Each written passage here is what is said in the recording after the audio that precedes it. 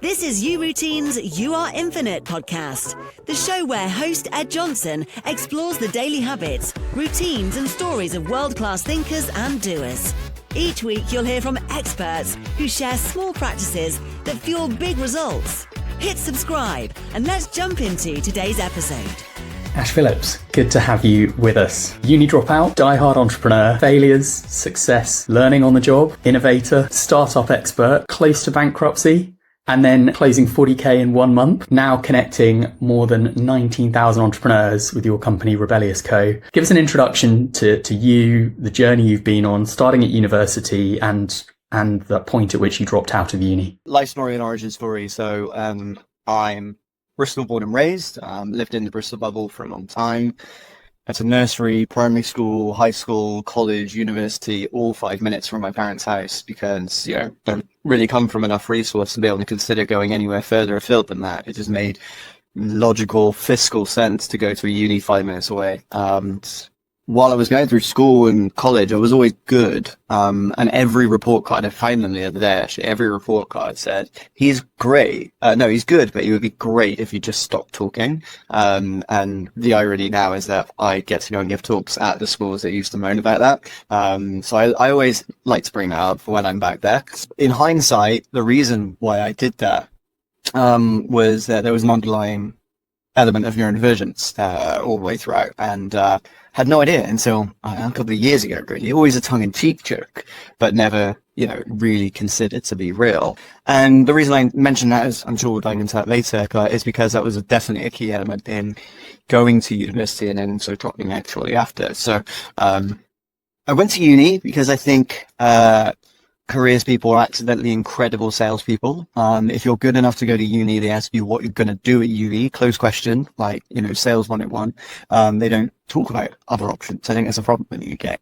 So I just said, I don't know, I'm really interested in business at the time. I think Dragon's Den started getting big and The Apprentice had, and both aren't great examples of entrepreneurship for sure, but it was exposure, excitement, glamour. We do that.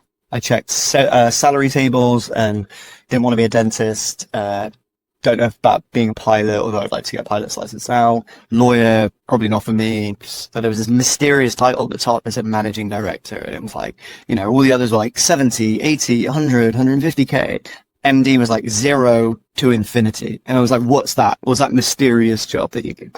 And all of those factors came together. I decided to learn business enterprise at university, which I think was basically the middle ground between business management courses that had existed for a long time and the entrepreneurship courses that exist now. It's kind of the year before those kicked off. And very quickly realized it was like super academic. You're on a self-learning schedule, which for somebody who has ADHD and leaves things to the last minute often needs to feel the fear, not great for the old stress. I was paying $3,000 a year at the time, and I know it's way more than that now, to go to a building where the passes didn't even work, so I just walk into the building anyway. Sure, I would get the paperwork at the end if I paid, and I wouldn't if I didn't, but I could literally just go to a lecture on astrophysics and nobody would know the difference. And so, yeah, I realized that I'm not enjoying this. I don't think this is right for me. Ultimately, there's an instinct here, like right in the gut, where it's telling me something. And then what I did, what I think more people need to hear, and this is the final part of the university story, is that I didn't drop out, right, officially. There's so many entrepreneurs, some very famous entrepreneurs that have the dropout story, certainly in the UK and recently. And I want to just dispel the myth.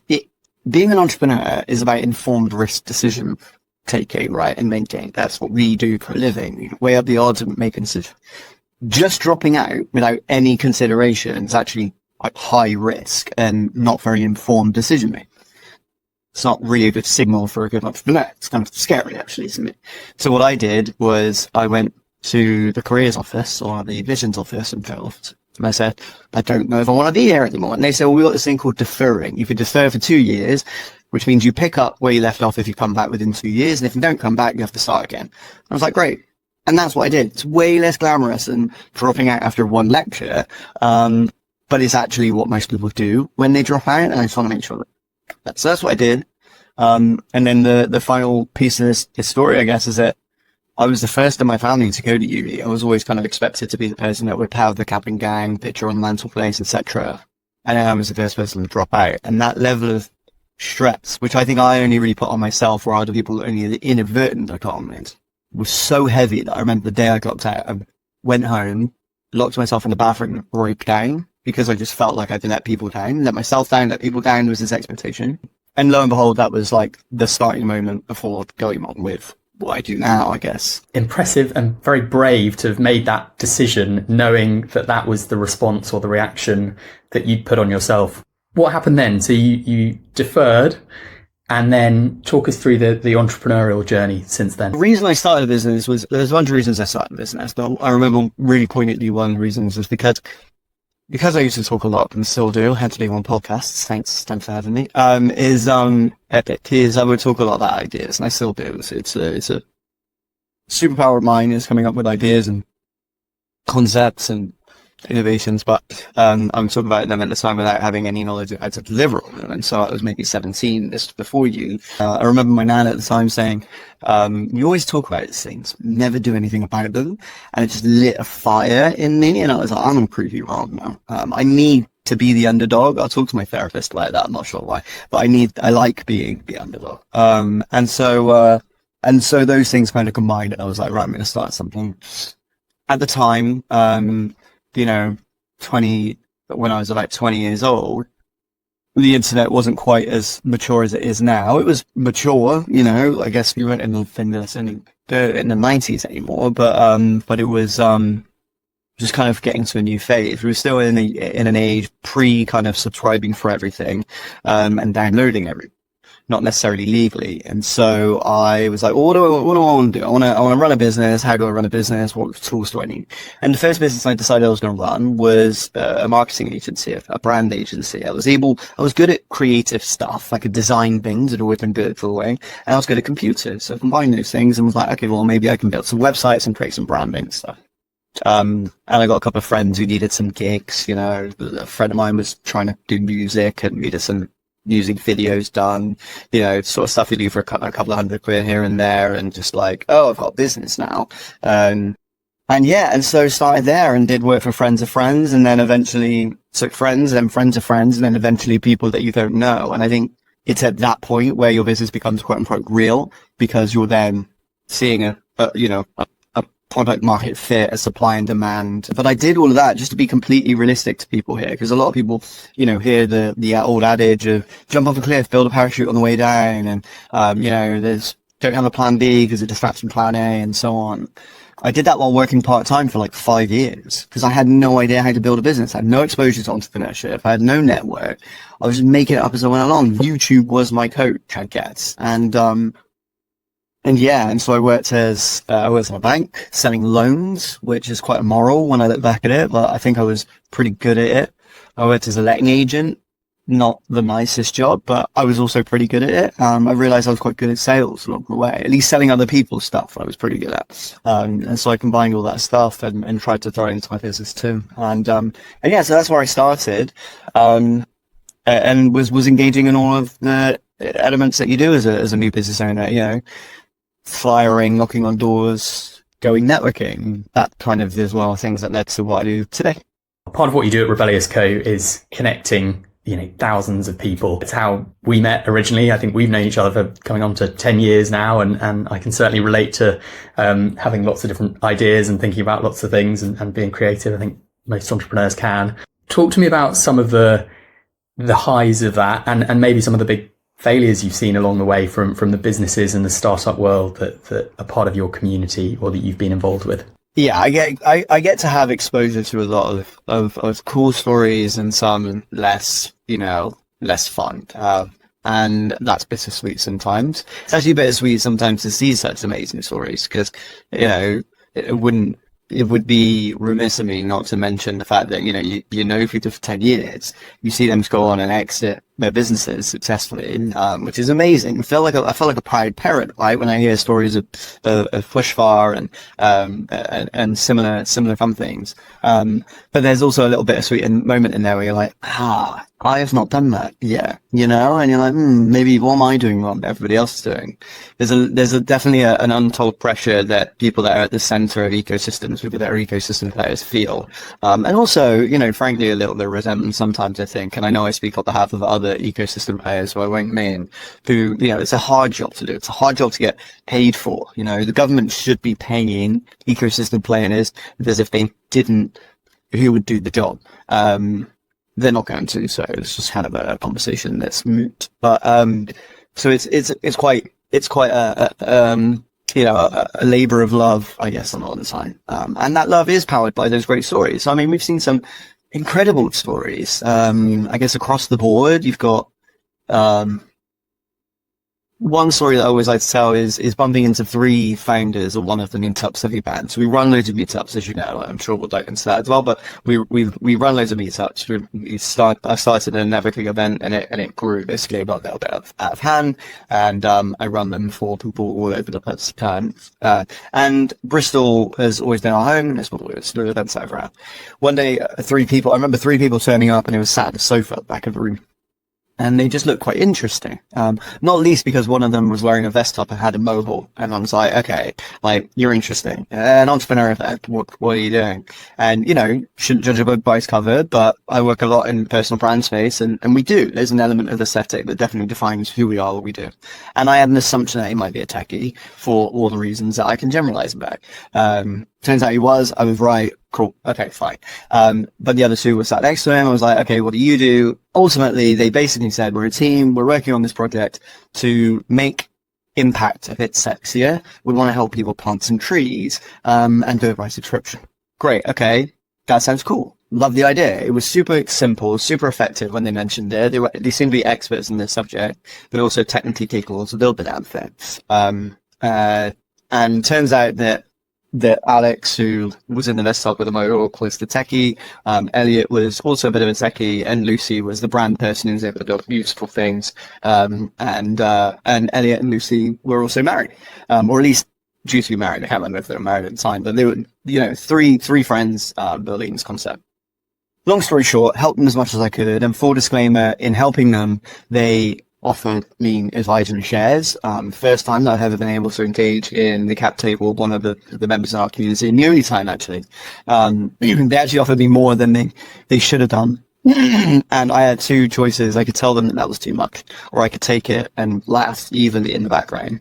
I decided to tell them it was too much, and we came up with a smaller amount, which I thought was very fair, and ended up involved. And fast forward, 6-7 years later now, something like that, they've planted, or is funding the planting, and are planting over 87 million trees globally. They've had a direct impact on the carbon offsetting market and the world as a result of their work. They have 14,000 businesses signed up, I think, to their product to plant trees. We plant trees. We've got our own forest now. I think it's like 9,000 people per trees that we've planted somewhere. So I've got a forest somewhere. I think it's in Madagascar. And we've supported loads of social projects. And that was just because 3 people came to an event and decided to help build it. And I'm very proud of that. They're off building new projects now, which I'm really excited about. Elliot's rewilding the UK with his new project 30 by 30. Really love that. On the flip side, there are relationship stories. I won't go into long stories here on this one, but just friendships have been built over those years. We're friends now, have been for 10 years, and there are people that exist across the world now that started at our Bristol, Perth, or London events and have moved countries, and they visit each other. And now I've got a sofa and a bunch of places that I can surf on if I want to, and that's lovely. That the extreme of that is that 2 people came to our Bath event once and they hit it off and got married, which, didn't expect to be matchmaking people like that. My job is business, not love, but reminds maybe the 2 overlap sometimes. So that's been amazing. But there have been other times where I've seen, people not quite moved, and that's been a shame. Projects that you really are passionate about. I mean, there's 2 that come to mind for sure. One was a 3D avatar-based events platform that you might have used with us during COVID. Amazing platform. For people that didn't get to use it, as like if The Sims did business conferences, basically. That's the best way to describe it, right? And you sit at tables, and the sound was relative to the distance from another avatar, et cetera, Cool. They got funding from Biz Stone, the co-founder of Twitter. We're growing really, really quickly. They just couldn't find product market fit fast enough, and they've got themselves into that VC cycle where you needed to hit certain milestones for raising one to survive. and just couldn't get to that milestone, unfortunately. So I had to close. And sad because it's such an amazing product. It should still exist today, but it doesn't. In a world when Hopin was becoming a multi-billion-dollar company and was no real different to Zoom. Yeah. So that was sad. And then the other one, I think the final one that I'll share here is a project that I absolutely adored. I've been lucky enough to be on an investment program with a VC firm called Ada Ventures previously. So I invested in 5 deals using their money. And one of them was in a project that was essentially Airbnb for camping and hiking, helping people to use their large gardens, a space where you can put a tent up. If you're rural, send your rural. And the team were made up of ex-Airbnbers and somebody that loved camping and hiking, like a perfect team that you'd want to come together, who was also technical, and their branding was beautiful, right? That combination, I'm like, this is just going to fly. And it should have. And in a really similar vein, they kind of got tripped up on financing. They raised money, but they didn't raise enough to get to the next round. When they tried to do crowdfunding, and they didn't ask for the advice. Not that they should have, but I'm just kind of gutted that I wasn't able to tell them what they needed to know, because they went out and they tried to raise crowdfunding from zero. And obviously for the initiated, people know that you tend to have to raise crowdfunding whilst already having about 100% of it pre-raised anyway. And they didn't play that game. So they ultimately couldn't raise money fast enough, had to let the team go, and the company was DOA. So, great stories, sad stories nonetheless, but those people go on to do more things, build new things, connect with each other, sometimes work together, sometimes get married, and I get to be the center of that. So it's, whilst it's stressful and sometimes resentful, it's a beautiful game, and I'm you know, humbled to be a part of it.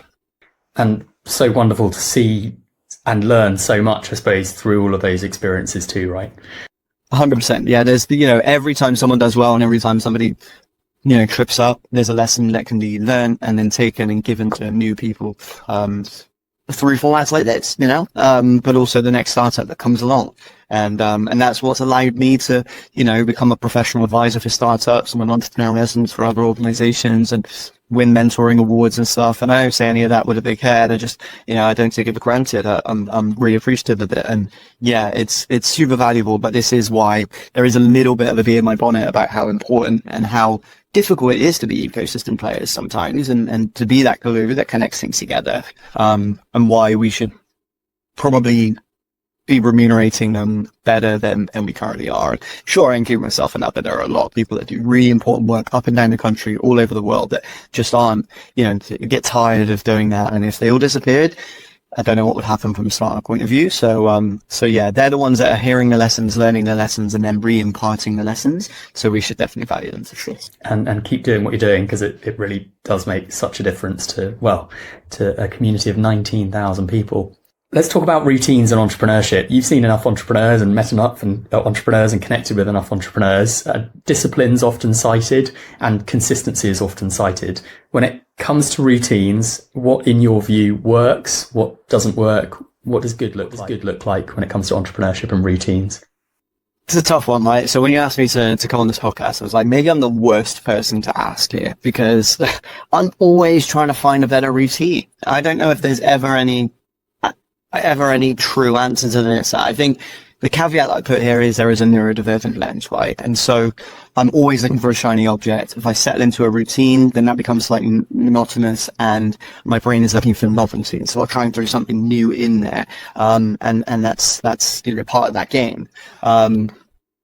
However, I think over the years I've matured and become self-aware enough to now know that sometimes I shouldn't be fighting against certain biological truths that exist for me. Circadian rhythms, for example, right? You grow up during this period of in entrepreneurship, you grow up during this period of people telling you should be journaling at 5 a.m., ice bathing at 6 a.m., getting up 4 a.m. club, run clubs, etc., etc. And I'm just not a morning person. So like, that's not a good combination. You know, I started the meetups that we run, and they run famously in the evening for good reason, because when I was doing my business originally, when I had my marketing agency, the events were at 7:30 a.m. You go along, you pay 20 quid, have a fry up. No one wants to talk to me at 7:30 a.m. and I don't want to talk to them.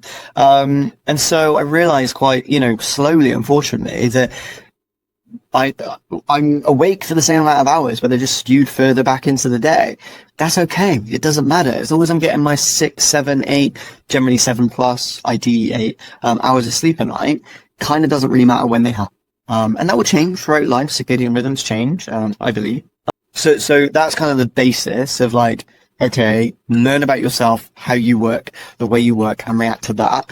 Don't just read a bunch of business books and try to operate in the way those people operate, because they're speaking from their own lens. What is your lens? What works for you? Really important.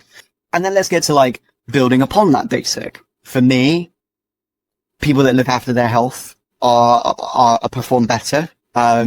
Maybe a generalization, but there's definitely tons of science to it. And it's super true for me. My brain does not stop working. And that might be a neurodivergent thing, but I think it's more so just an entrepreneurship thing by default, right? You sit on the sofa at night and you're thinking, I'll send that email, I'll do that proposal, here's an idea that I've got, here's another idea I've got, and it just never stops. I've tried to be very on in the past and very off in the past. When I'm working, and when I'm not, just lays around and chill, because that sounds like a yin and yang, sounds like balance. I find over time that didn't work for me, because actually, when I was doing nothing, my brain was still going. So it was still exhaustion, still cognitive load. Realized actually doing the fitness thing, running, lifting, climbing, cycling, swimming, whatever it is that works for you, those things tend to allow you to do that cognitive processing in the background. At the same time, it's salad, like you're thinking about things while doing a task. And so, I can do those things, and not only do I feel better as a result, I feel fitter, I'm way more capable of working longer hours, having more energy, but I'm also processing stuff in the background while I'm doing those things, and it's just getting the wheat from the chaff, really. And then, remarkably, who knew, I have my best ideas after I've done all that stuff. I'll go for a run, I'll think about all loads of rubbish stuff, and at the last K of a 10 or 15 or whatever, I've cut all the noise out and I'm at the good stuff then. I'm like, oh, here's just the one thing I need to do tomorrow. That's it. Rather than worrying about 20 things that I think I need to do. So you got your basics of learn how you operate and why your brain works, how your body works. Build upon that with like fitness, food, eating, etc. And then I guess the finer, more nuanced things. And these are the important bits. These are the bits that people really want to hear about, of like, okay, I think surrounding yourself with the right people is really important. That's not necessarily routine, but if you do build that into a routine, I think that's a good idea. Social events, regular social events, business events plus non-business events, hanging out with friends outside of work, really, really important. They might think similarly, and you'll go through different phases of your life to find different people at different times. I grew up a gamer and still am one. One of my nice releases is up on a very regular basis on an evening.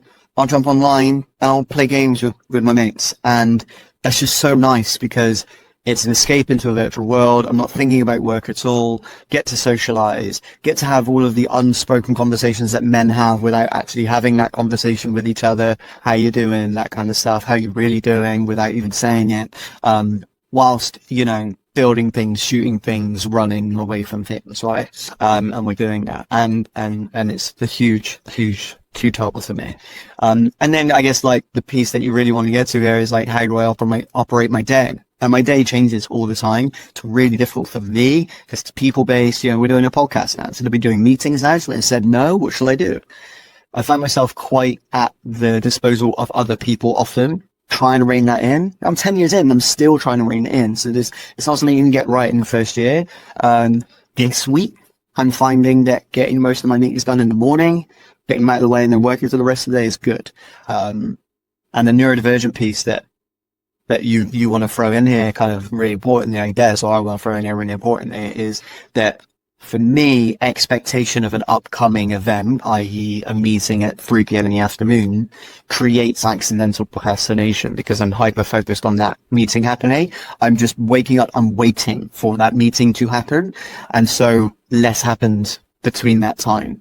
That's really annoying. So I either need to push that back to the evening, so it's in my evening space and therefore it doesn't take up my work time, or get out of the way in the morning, get it done, then I've got the rest of the day to work. I think that's kind of the blind spot for a lot of people. And so maybe there's a little nugget that people can take away from this podcast is get things out of the way if you need to. Don't don't create accidental procrastination pockets, I guess, for yourself. Really interesting, Ash, that you talk about that. And that's something that I suppose a lot of people don't really think about. There are two things that you talk quite openly about. The first one, which I'd love to learn a bit more about, if you're happy to share it, is around your neurodivergence. And the second thing that you talk quite openly about on LinkedIn and various other channels is burnout. What can you share about both of those things? So they're both exclusive of one another, that there is an overlap, right? I don't know, the important thing for me to disclaim all of this with is I'm no expert, right? I'm no expert at all. All of this has been learned in my own journey. And so I'm just sharing what I know, or at least I think I know. I've had both. I have both. And so the personal experiences, and so they're true to me, and hopefully true to others. And some of it science backed, but honestly, I think it's hard for you to find citations. There's a lot of research on the subject. So ADHD is something that, I identify with. It is fun, in inverted commas, because it's often touted as quote unquote a superpower, and that I wish that was true. It's not, and I'm not trying to be a victim here. I like to try and find the silver linings and be an optimist wherever I can.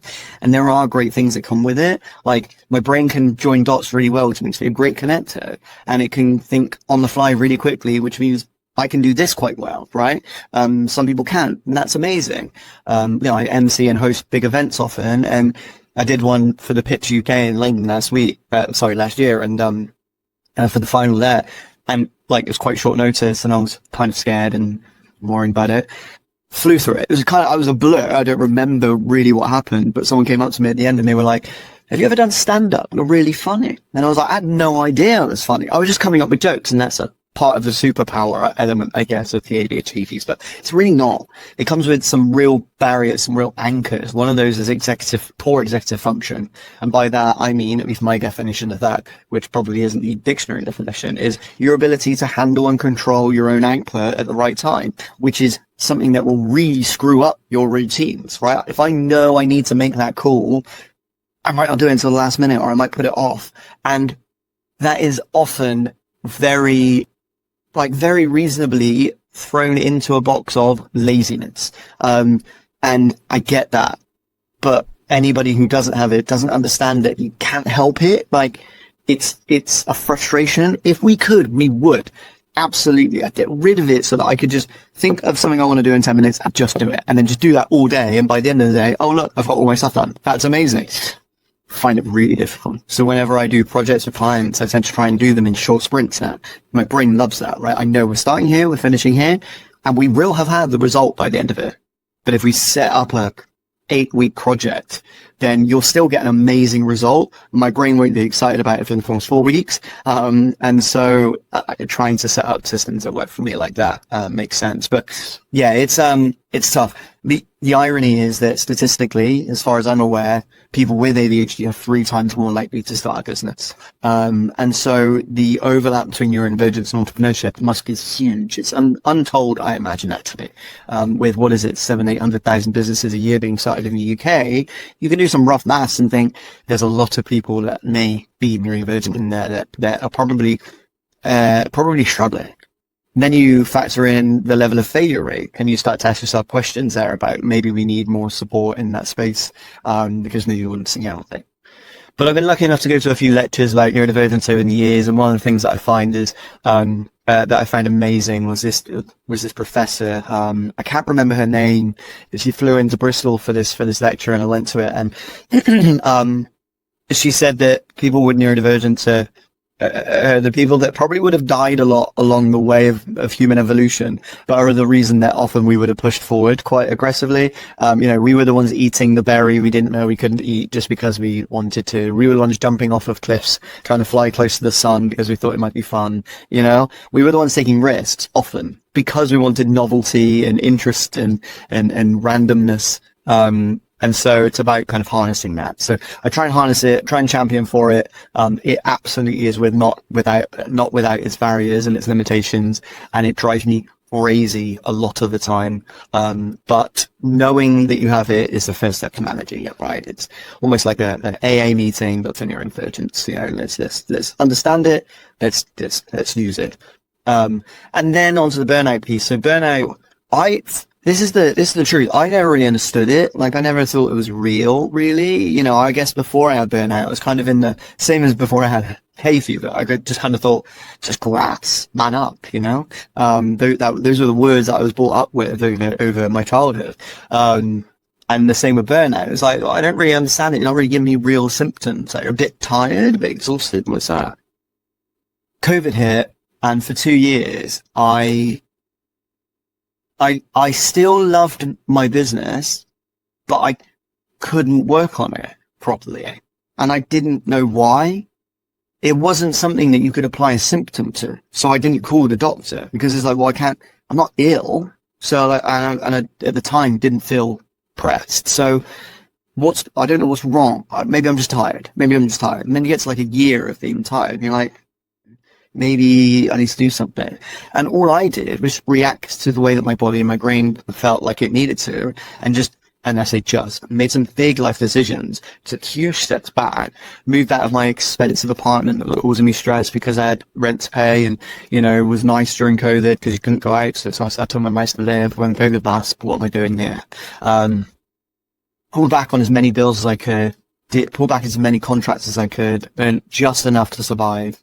Barely, and took as much stress away as I could, and just stop being harsh on myself, you know, to stop being like, you need to do this, you should have done this by now, which, by the way, is inherently linked to the neurodivergence. At least I'm fairly aware it is, because my neurodivergent friends do that, you know, fret about the things they should have done, could have done, would have done. Like, it happened, your body needed rest, clearly react to it, understand it, and then I spent, kind of, again, unbeknownst to me, a year recovering from that.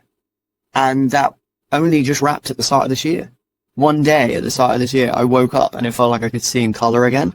And that's the only way I can describe it. It was a sunny day, granted, and it'd been grey in the UK for a long time, so literal colour had been missing for a while. But it just felt like I had some of my childlike energy back, you know, my curiosity, my excitement for the things I was doing. I was like a dog with a bone again, which sort of chase things, do things, make things. And so, in hindsight, you look back and you think, yeah, burnout is horrible. It's like this invisible illness. It comes with, in some cases, and it did in an occasion for me, like really dark phases of spirals and depressions.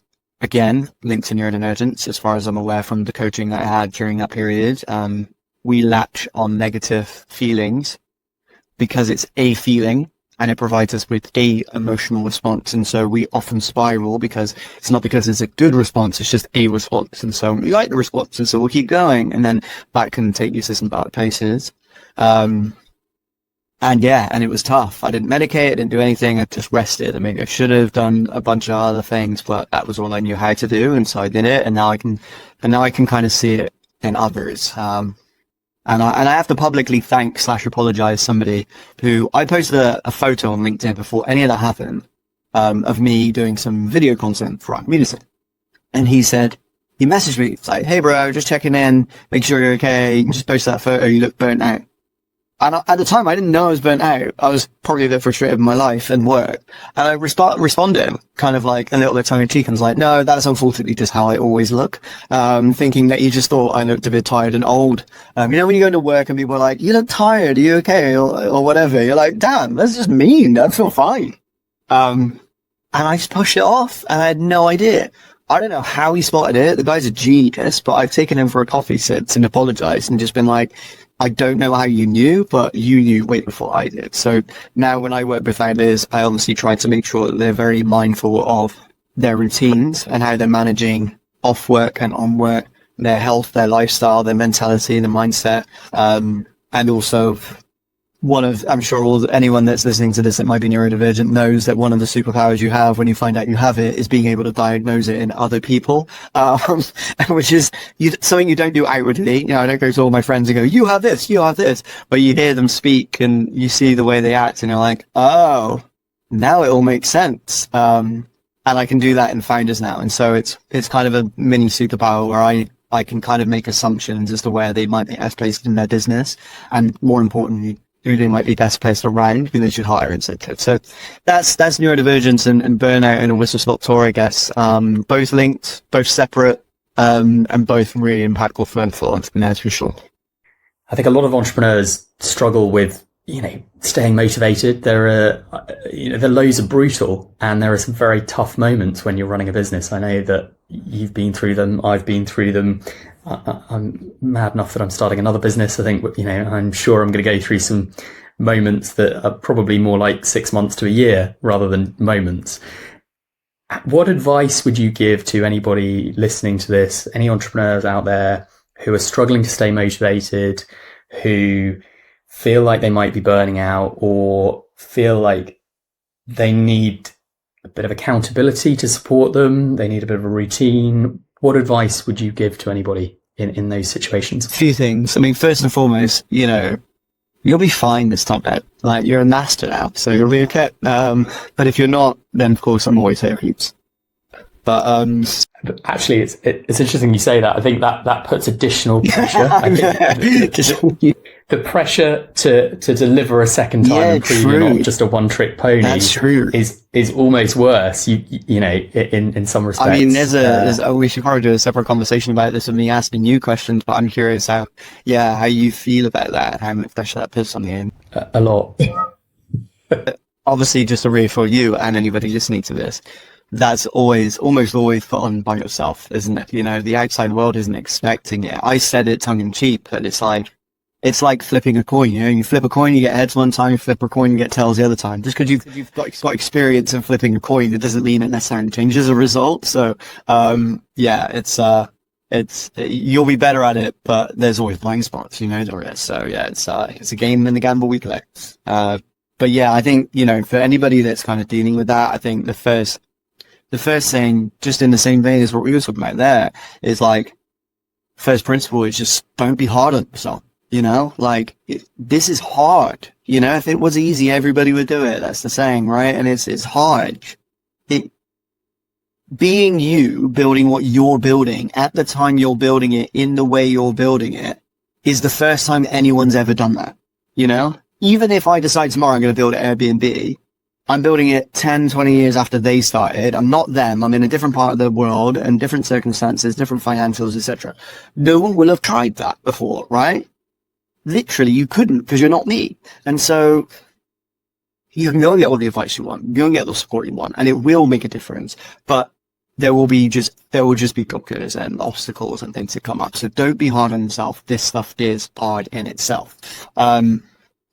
Secondly, listen to your brain and your body. I mean, like, I'm fairly scientific and logical as a person, so that sounds quite holistic for me to say, but there's science in that. Your brain and body are telling you something. We didn't evolve over thousands, millions of years not to have the ability for us to understand, I've got a tight chest, maybe I should do something about that. Or I've got a cough, I clearly got a cold, right? Or I'm tired, maybe I should sleep, right? All of those things are physiological, biological signs that we should do something. And so if you're finding that you're having certain reactions that aren't atypical, aren't typical, are atypical, aren't normal, then consider those, think about them. It's not necessarily a need to be a hypochondriac, but it's just managing them carefully. You find that you're in your head a lot, go for a run, meditate, there's some way to do something, it might help you, etc. I guess that's the other thing, is think about what you're doing outside of work. For a long time I made it my whole personality. I was known by my friends as Mr. No Days Off, and I took that as a proud moniker at the time, and I look back and cringe at it because I missed holidays, I missed trips, I missed birthdays, I missed things. I didn't have relationships for, up until now, basically, which ironically is a red flag to people now, going, oh, okay, have I had any relationships? What's wrong with you? And so all of those sacrifices you made for the greater good, there's no need to be a martyr, I think is probably the moral of the story. Sunk cost fallacy is very real, like just delivering into it. And I know this because I'm still doing it right now. And so heed my advice, please, is, you don't have to be a martyr. If you set reasonable goals, reasonable outlines, I should hit this by X and I need to have a salary by this time. If you're just starting out, then, reading those books and listening to that advice, which is just keep going until it works, just keep going until it works. The very fine line between that and the definition of insanity, i.e. doing the same thing over and over again, expecting different results. And I tread that line very carefully personally. But if I started again, build alongside a job. You know, one of the scariest things in the world is a brown envelope when you don't have any money, you know? And so having a salary just to keep your bills paid allows you to be so creative and do cool things in a business. Sure, between the hours of 5 and 9 in the evening, so you're limited, but do that until you got enough customers and stability where you're like, okay, now I can take a day off my work or 2 days off my work, or, you know, ultimately take all the days off my work and I'm full time now. I don't think that advice is given enough. So I always like to make sure that people can listen to that. That's what I would do. And then ultimately, I think the final piece to all of this is just talk. You know, community is super important. That's why I run one. People, you know, can join communities. They can join mine if they want to. They can join a whole bunch of them, in real life ones, virtual ones. Find other people like you. Share your woes. One of the things I think people love about our events so much is that they come along thinking they're going to network and do business. They just end up having a moan about how their week's been, and they love that because it gets something off their chest, like therapy. But talk, you know, as a human, it's important to talk. As a man, you know, it's very important to talk. I've raised money last year for a men's mental health charity because we just lose too many of us. And as far as I remember reading, I think it was an FT article, over 50% of people last year were thinking of quitting their business. Because it was just too stressful. They cited mental health challenges. Entrepreneurs are more likely to have mental health challenges than the quote unquote average person that isn't an entrepreneur, according to the statistics that I've read.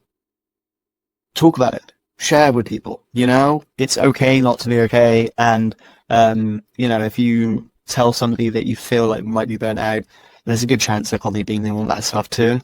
So yeah. And then ultimately, you know, not to do a cheat part here, but try to build some kind of at least loose routine. And then you can like deepen that routine as you find that routine works for you. What time would you usually wake up? What time do you go to bed? Therefore, when should you work out? Therefore, when should you work? Therefore, when should you do your emails? Therefore, when should you continue to work backwards from that? And then allow yourself some time to be creative within that. So there's a phone prison. That's what I would do. That's the advice I should take. Whether I take it or not is a different question, but you should do it for sure. Yeah. Brilliant. Some amazing advice and insights there, Ash. Thank you so much. Finally, for anybody who would like to get involved with the 19,000 plus entrepreneurs in your community and join Rebellious Co and some of the events that you host, how can people go about doing that? Sure. Yeah. Thanks for asking. Thank you for having me. Yeah, Rebellious Co. I'm essentially building the everything company for anyone building a startup. I realized, so we have meetups. They exist all over the world, and we have run them in 25 cities across 8 countries. A whole number of those are active right now. If you're in London, which if you are listening to this and you're on headset, like that, I imagine many of them might be. But if you're over in the UK, there are events all over the UK, Bristol, Bath, Edinburgh, Leeds, etc. They are currently, I think, all free to attend. We're trying to keep them that way. And they're supported by sponsors and members, which I'll get to in a second. But you can come along to them. They're very welcoming, very open. And not my words, but the words of other people. They are often cited as the best event that even goes to. That's by design. But by being very low agenda, simple, effective, wholesome culture. And so if it's your first time going out and networking with people, you're very welcome. I apologize in advance because you might get addicted. And I also apologize in advance because you might come along and be disparate by all the other things to go to afterwards. But I'll own that. That's fine. If you want more from us, we do have a membership community. We're relaunching it soon.